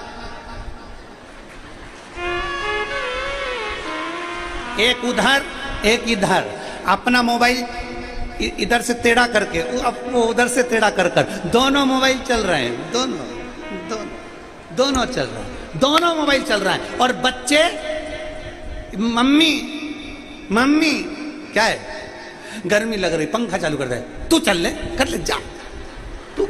और बच्चे बेचारे अब सोच रहे हैं कि बच्चे हमारे स्वामी विवेकानंद बन जाएं, बच्चे हमारे राम बन जाएं, बच्चे हमारे कृष्ण बन जाएं। तो आपसे निवेदन है, बच्चों को राम बनाने से पहले आपको कौशल्या बनना पड़ेगा, बच्चों को कृष्ण बनाने से पहले आपको यशोदा बनना पड़ेगा, बच्चों को वीर शिवाजी बनाने से पहले आपको जीजाबाई बनना पड़ेगा, और राष्ट्र को गौरवान्वित करने के लिए आपको अहिल्याबाई बनना पड़ेगा। ये निश्चित आपके भीतर है।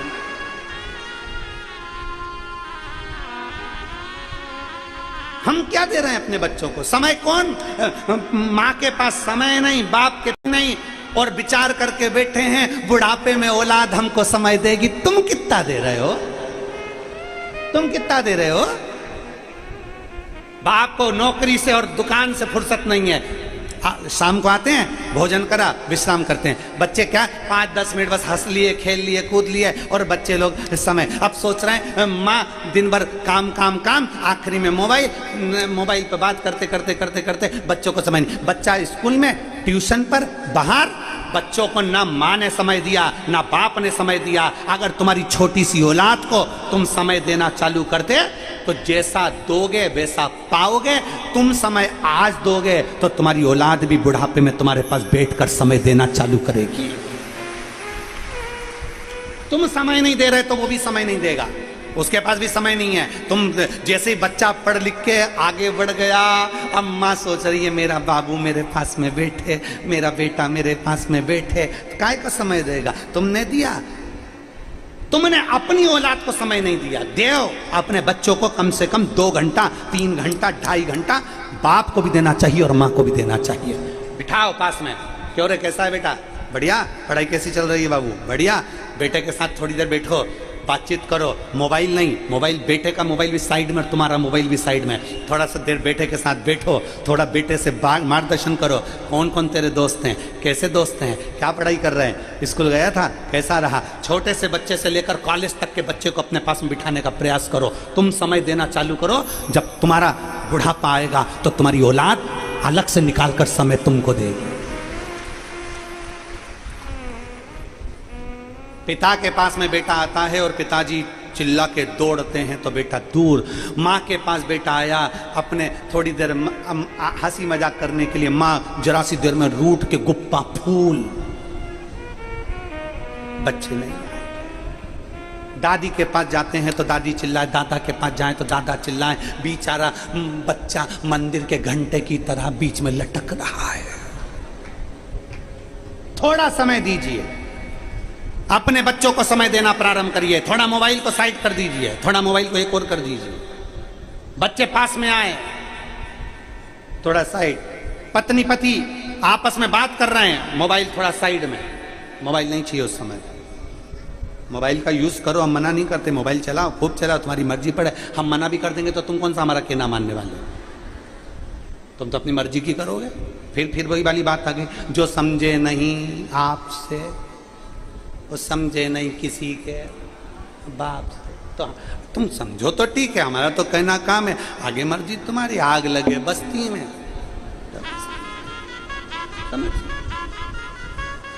सीहोर वाले महाराज का क्या है, आज कथा यहाँ के कर चले जाएगा, तुम सुधर गए तो ठीक, या तो सुधर जाओ नहीं तो सिधर जाओ, दो में से मन तुम्हारा। समय दीजिए। शिव जी को क्या दे रही हो यहां पर? यहां बैठे हो आप लोग, लाखों की संख्या में बैठे हो, टीवी के सामने बैठे हो, मोबाइल के सामने बैठे हो, क्या दे रहे हो शंकर भगवान को? अंबर, पीतांबर, धन, दौलत, 56 भोग, भगवान को क्या दे रहे हो? बोलो बोलो, क्या दिया तुमने शंकर भगवान को? 7 दिन की कथा में तुमने शिव जी को समय दिया। इसलिए जब व्यक्ति वेंटिलेटर पर पड़ा होता है, आईसीयू में पड़ा होता है, तो डॉक्टर कहता है अब इसके पास समय नहीं है। तब तुम्हारा समय जो तुमने शिव पुराण को दिया, शंकर जी को एक लोटा चढ़ाने में समय दिया, तब शंकर भगवान अपना समय तुझको देते हैं, तब समय देते हैं। और फिर वही बात आ गई। अब क्या कहते हैं, महामृत्युंजय का पाठ करा लो, बेचारे के छोटे छोटे बच्चे हैं रे, बेचारा चले जाएगा। शंकर जी को याद कर लो, बेचारे के छोटे छोटे बच्चे हैं रे, बेचारा चले जाएगा। भगवान से प्रार्थना करते, भगवान थोड़ा सा और रख देते रे, उनके बच्चे छोटे हैं, शादी हो जाएगी, बच्चियों की शादी हो जाएगी, भगवान थोड़ा सा समय दे दो। अरे भगवान समय दे दो, भगवान थोड़ा सा समय दे दो। भगवान से केवल समय मांगते हैं। अपन ये नहीं कहते कि मरने वाले के लिए ए मर रहा है रे, इसको गुलाब जामुन खिला दो, ए मर रहा है रे, इसको समोसा खिला दो। नहीं, मरने वाले को समोसा और गुलाब जामुन की चाह नहीं, मरने वाले को तुम्हारे करोड़ों के धन की चाह नहीं, मरने वाले के लिए भगवान से प्रार्थना करी जाती है, इसको थोड़ा अच्छा रखना प्रभु, इसको अच्छा रखना, थोड़ा सा समय और दे देना प्रभु, बीमारी तो आई है पर समय देना। क्यों? भगवान शंकर कहते हैं तूने मुझे समय दिया है, तो अंत समय में मैं तुझे समय दूंगा, कोई नहीं बचाएगा, तब शिव आए।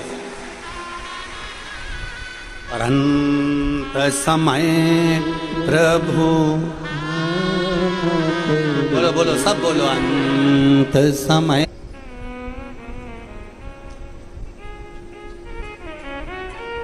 जब तक तुम्हारा शरीर चले, जब तक तुम्हारे घर में चले, तब तक खूब दान पुण्य, कथा, सत्संग, भजन, कीर्तन, जो तुम्हारा मन करे, तीर्थ वगैरह सब करो। कब तक? जब तक तुम्हारा शरीर चले और जब तक तुम्हारे बोलो बोलो जम के बोलो, घर में चले। जब तक तुम्हारा शरीर चले और जब तक तुम्हारे घर में चले, तब तक तीर्थ करो, दान करो, पुण्य करो, भजन करो, सत्संग करो, संकीर्तन करो और तुम्हारी मर्जी पड़े वो करो। जिस दिन तुम्हारा शरीर चलना बंद हो जाएगा और तुम्हारे घर में चलना बंद हो जाएगी, उस दिन ना तुम कथा में जा सकोगे, ना तीर्थ जा सकोगे, ना 5 रुपए दान भी करना है तो 50 बार सोच के कि कोई देख नहीं ले तब दान कर पाओगे, क्योंकि अब तुम्हारी चलेगी नहीं, बहुत दूसरे की चलने लगेगी। जब तक तुम्हारा शरीर चले और जब तक तुम्हारे घर में चले, खूब सत्कर्म करो, भजन करो, तीर्थ करो और बन सके तो बच्चों को अच्छी एजुकेशन कराओ, बन सके करो। फिर आखिरी में शरीर चलेगा ही नहीं तो करोगे क्या? कई बुजुर्ग माताएं नांदेड़ में, कई बूढ़ी माताएं टीवी पे कथा सुनती हैं, रोज कहती हैं अब मेरे को कथा में जाना है, पर घर के लोग कहते इतनी दूर तो गाड़ी खड़ी करना पड़ती है, पैदल चल के कथा तक जाना पड़ता है, भीड़ भी बहुत ज्यादा है। आई तू तो घर में अच्छी भाव अपने नहीं जाने। विदल उत्पल दोनों पार्वती जी को देखकर मोहित होते हैं। पार्वती जी कुंदुक का प्रहार कर विदल उत्पल को मार देती हैं। शिव जी का नाम कुंदकेश्वर महादेव पड़ जाता है। कुंदकेश्वर महादेव, जब शरीर को कोई दवाई ना लगे, औषधि ना लगे, तो उसी दवाई को कुंदकेश्वर महादेव के नाम से खाइए। डॉक्टर की दवा को भी कुंदकेश्वर महादेव का नाम लेकर खाओ, शरीर में दवाई लगती है। शुगर लेवल ऊपर हो गया, शुगर बहुत ऊंचाई पर पहुंच गई, शुगर ज़्यादा ही हो गई तो एक बेलपत्र कुंदकेश्वर महादेव का नाम लेकर शंकर जी पे चढ़ी हुई, अशोक सुंदरी के वहाँ स्पर्श करी हुई। रोज प्रतिदिन कम से कम 2 बेलपत्र गला पकड़ रहा है 2 बेलपत्र प्रतिदिन अवश्य खा। ज़्यादा ही शुगर ऊंची जा रही है तो 3 बेलपत्र सुबह दोपहर शाम खाएं। शिव जी को जल चढ़ाएं, उसका आचमन करें। दिन भर में बेलपत्र खाने के बाद शाम को ब्लड की जांच जरूर कराएं, शुगर का लेवल अपने आप डाउन होगा। शिव पर भरोसा कर कर कुंदकेश्वर महादेव का नाम लेकर अगर खाएंगे फल मिलेगा, फल प्राप्त होगा। आगे वर्णन आया 12 ज्योतिर्लिंग का। सोमनाथ जी में चंद्रदेव ने काया का रोग होने पर शिव की स्तुति कर कर काया के रोग से मुक्त हो। फिर वर्णन है मल्लिकार्जुन का। कार्तिकेय बाबा रुष्ट होकर गए और श्री शैलम पर जाकर विराजमान हुए तो भगवान शंकर पार्वती ने उनको मनाया। फिर वर्णन आया है महाकाल बाबा का। दूषण नाम के राक्षस का संहार करा, भगवान शिव महाकाल बनकर विराजित हुए। अगला वर्णन है ओमकारेश्वर बाबा का। मां नर्मदा ने विंध्य के कहने पर ओम का नाद किया और शिव ओमकारेश्वर बनकर विराजमान हुए। अगला वर्णन है श्री केदारेश्वर का। नर नारायण तप कर कर भगवान शंकर को प्राप्त करें। भीमा शंकर कुंभकर्ण के बेटे भीम का संहार किया शिव जी ने और नाम भीमा शंकर पड़ा। फिर वर्णन आया है काशी विश्वनाथ का। मनु शत्रुपा के तप करने से शिव आनंद के साथ विराजमान हुए। वर्णन है त्र्यंबकेश्वर का। गौतम बाबा पर गौ हत्या का जब दोष लगा, गौतम बाबा की धर्म पत्नी माहिल्या जी ने भगवान शंकर पार्वती शिव ब्रह्मा और विष्णु का स्मरण कर कर 3 शिवलिंग के रूप में विराजमान हुआ। अगला वर्णन है श्री वैद्यनाथ जी। त्र्यंबकेश्वर की भूमि पाप से मुक्त करती है। त्र्यंबकेश्वर की त्र्यंबक की भूमि पाप से मुक्त करने वाली, कैसा भी पाप जीव पर चढ़ जावे वो मुक्त कर दे। अगला वर्णन है वैद्यनाथ बाबा का। रावण भगवान शिव के शिवलिंग को लेकर जा रहा था, भूमि पर रख देते हैं, बाबा वहीं पर विराजमान हो जाते हैं। बाबा वैद्यनाथ जी के रूप में विराजित। अगला वर्णन है श्री नागेश्वर बाबा का। दारुक नाम के राक्षस का संहार मेरे शिव जी ने किया है। दारुक नाम के राक्षस का संहार मेरे बाबा ने करा और भगवान राक्षस का संहार मेरे शिव जी ने किया है। दारुक नाम के राक्षस का संहार मेरे बाबा ने करा और भगवान नागेश्वर के रूप में विराजित हुए। फिर वर्णन आया है श्री रामेश्वर जी का। राम जी महाराज ने लंका पर विजय प्राप्त करने से पहले शिवलिंग की स्थापना करी और रामेश्वर के रूप में विराजित हुए। फिर अगला वर्णन है कृष्णेश्वर का।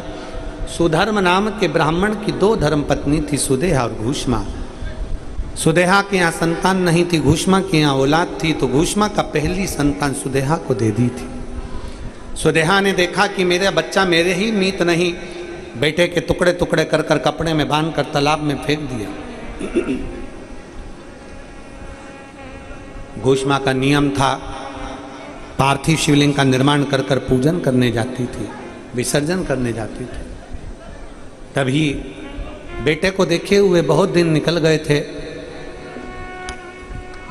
और बेटे को देखे हुए जब बहुत दिन निकल गए तब मन में विचार करा कि मेरा बेटा मुझे एक बार दर्शन दे, दिखे।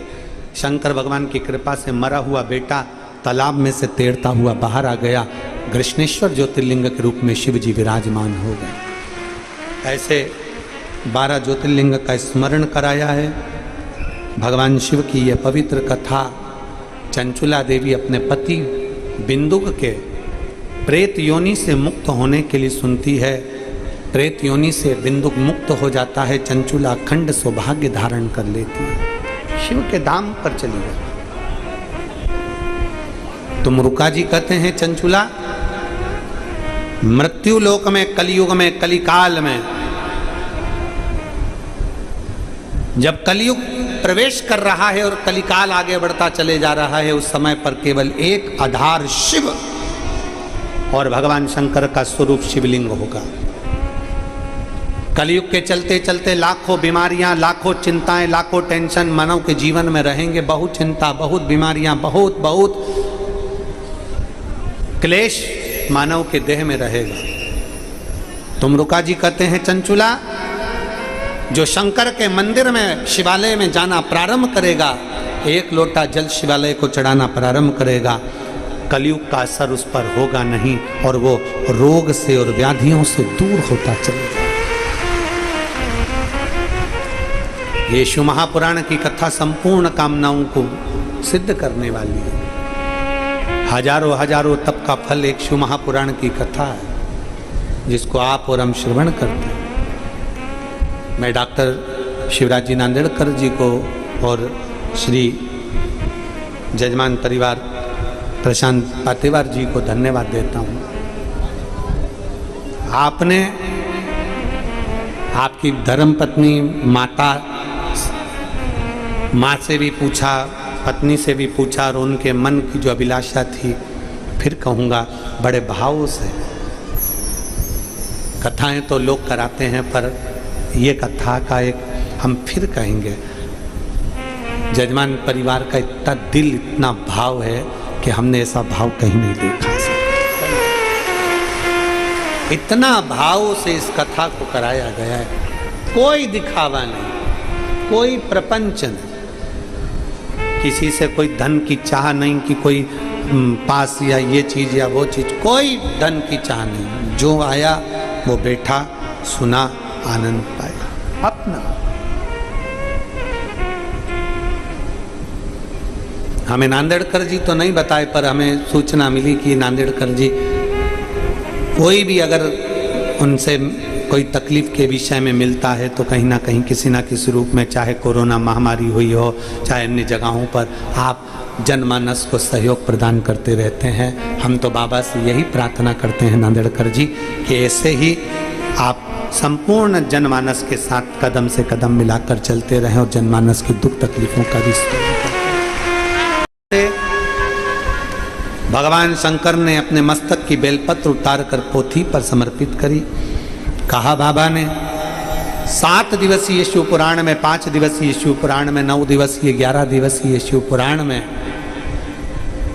6 दिवस तक औषधि का कार्य करती है ये बेलपत्र, और विराम दिवस की बेलपत्र कुबेर भंडार का कार्य करती। ऐसी पवित्र शिव पुराण की कथा भगवान शिव की ही कृपा से आप और हम यहाँ श्रवण कर रहे हैं।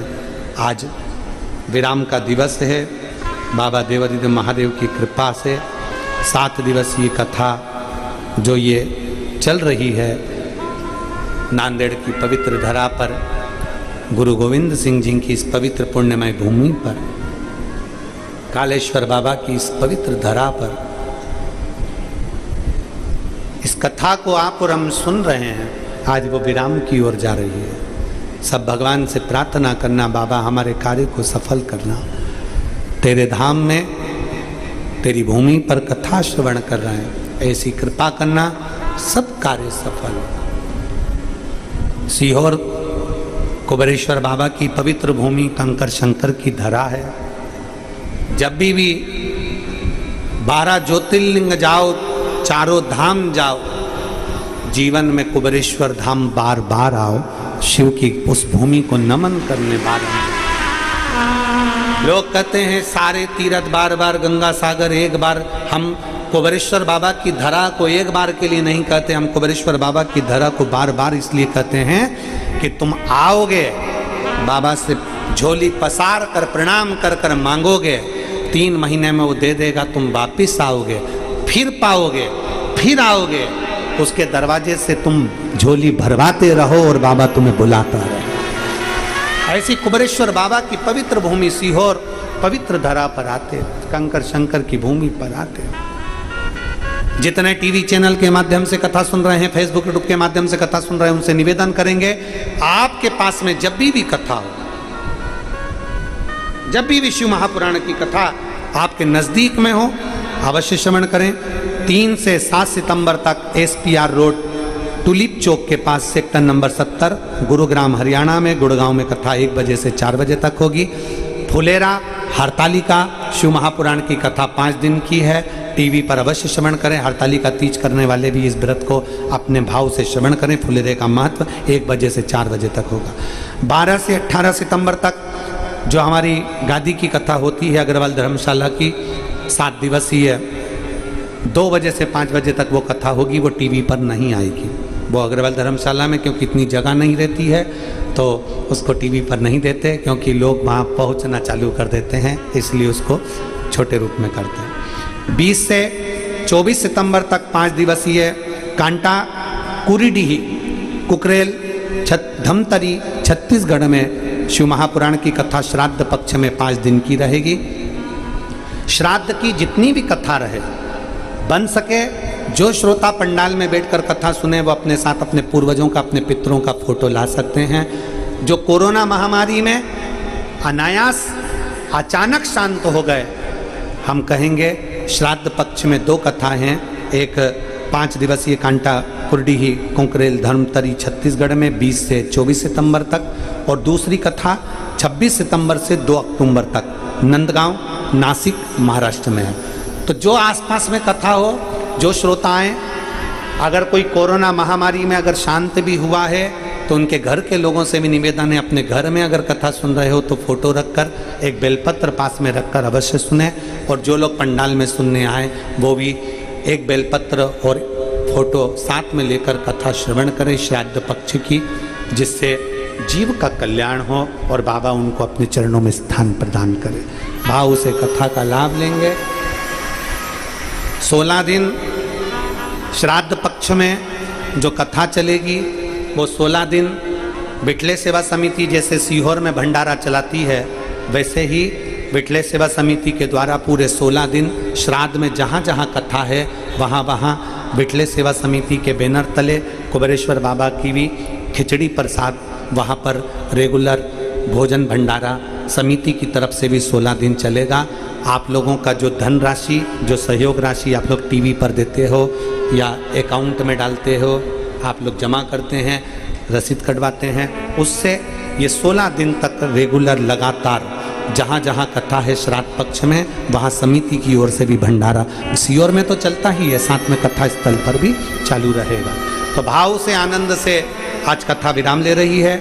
मैं डॉक्टर श्री शिवराज जी नांदेड़कर जी को